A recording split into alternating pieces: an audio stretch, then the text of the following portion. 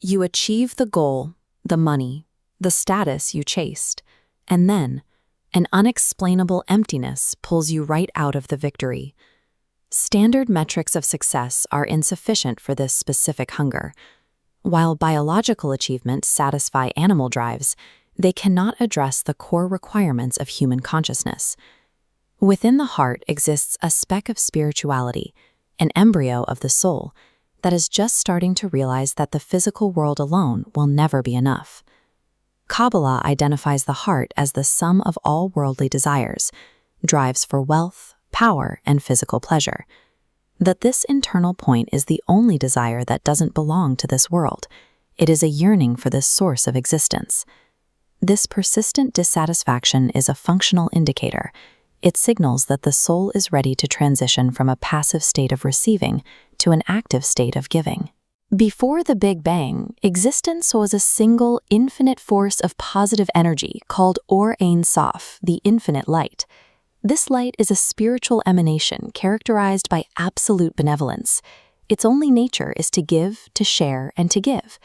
Because the nature of the light is to give, it necessitated the creation of a counterpart to accept the gift. This is the vessel, an entity defined by its singular desire to receive.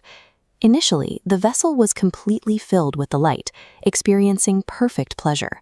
But it was entirely passive, absorbing boundless goodness without effort or awareness.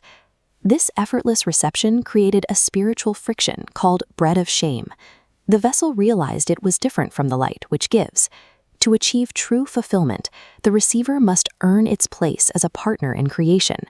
To gain that independence, the vessel executed a cataclysmic contraction called Simsim. It pushed the light away to create a space where it could work for its own fulfillment. Modern science knows the physical result of this event as the Big Bang. This space was created through a rupture. The original vessel shattered into billions of fragmented shards, which drifted apart to become the individual souls of humanity.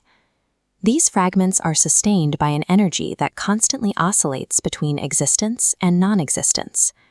Kabbalists understand these varied articulations of creative energy as resonance tones, which they map using 22 Hebrew letters. This ancient parchment acts as an instruction manual.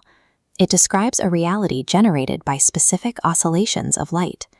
Each letter represents a distinct frequency. As this energy runs and returns, it articulates each moment, creating time and space. This structure is preserved in the calligraphy of the Torah.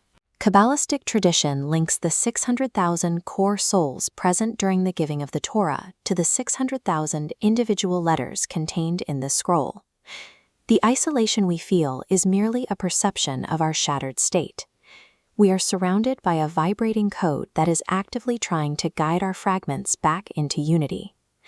Our personal struggles and anxieties are the specific shards that fragment it during that original rupture. They are sparks of holiness that fell into the material world and were captured within shells of ego.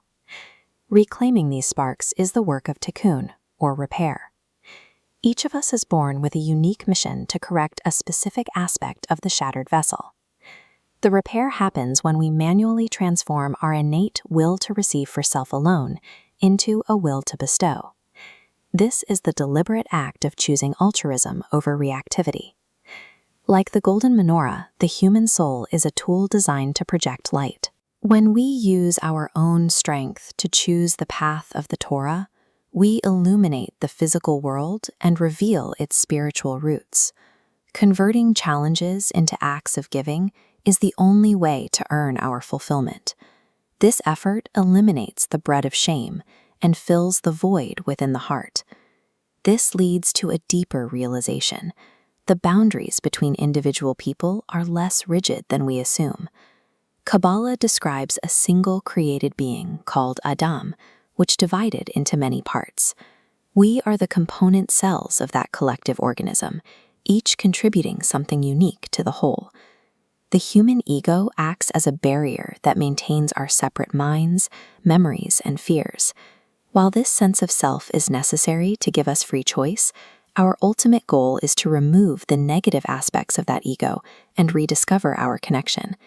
This collective yearning is mirrored in our shared history.